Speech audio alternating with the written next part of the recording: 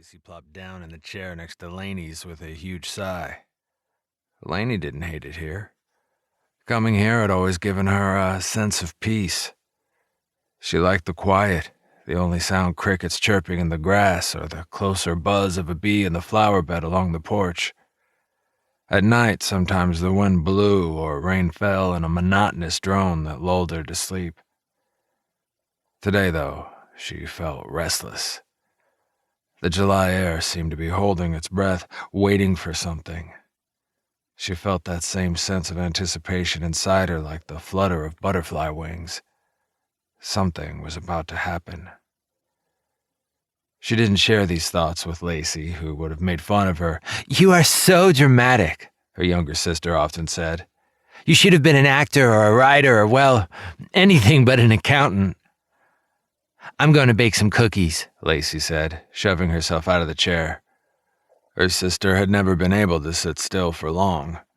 It was only 9 a.m. Lacey had already made them both breakfast, including a blueberry coffee cake, a spinach and bacon quiche, and smoothies. But then Lacey wasn't happy unless she was cooking. "I've never understood why Gramps keeps this place," Lacey said as the screen slammed behind her. Laney understood. This house was all they had left of their daughter Geneva. She and Lacey had been born here. That was before their father had been killed in a car accident between here and the small Montana town of Whitehorse to the north. The first settlement of Whitehorse had been nearer the Missouri River, but when the railroad came through, the town migrated 5 miles north, taking the name with it. The original settlement of Whitehorse was now little more than a ghost town, except for a handful of ranches and a few of the original remaining buildings. It was locally referred to as Old Town.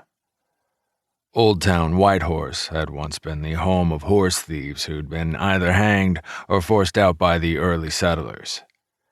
Laney's family had been one of the first to settle here, just miles from where the Missouri River wound a deep cut through the land.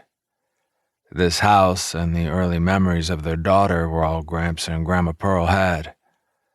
Titus kept the place up as if he believed that one day Geneva would return. Laney and Lacey visited each summer for the promised 2 weeks. Laney felt guilty that it wasn't more, but both she and Lacey had their own lives, Lacey in Seattle and Laney in Mesa, Arizona. The house sat empty the rest of the time, waiting for someone who was never going to return. Laney tried to go back to her book, but her mind kept wandering. She found herself looking down the long dirt road. If anyone had been coming, she would have been able to see the dust cloud miles away. Nothing moved. Huge cumulus clouds bobbed along in an ocean of blue as the sun rose higher and the day began to get hot.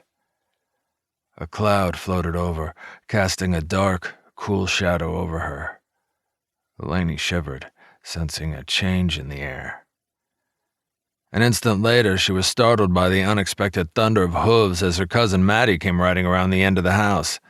Maddie leaped off her horse in a cloud of dust, her face flushed with excitement under her western straw hat. "I heard you were here," Maddie said as she bounded over the railing just as she'd done since she was a child. "Mother's coming by later, but I couldn't wait so I rode over," she said as she gave Laney a hug. "Got in last night." Laney smiled in spite of herself as she looked at her cousin. Now 19, Maddie hadn't changed that much from the gangly, freckle-faced girl she'd been. She was tall and slim to the point of being skinny, with a mop of thick reddish blonde hair and light blue eyes. She wore a western shirt, jeans, and boots. "Where's Lacey?" Maddie asked excitedly. "Cooking, I'll bet. Oh, what is that heavenly smell?"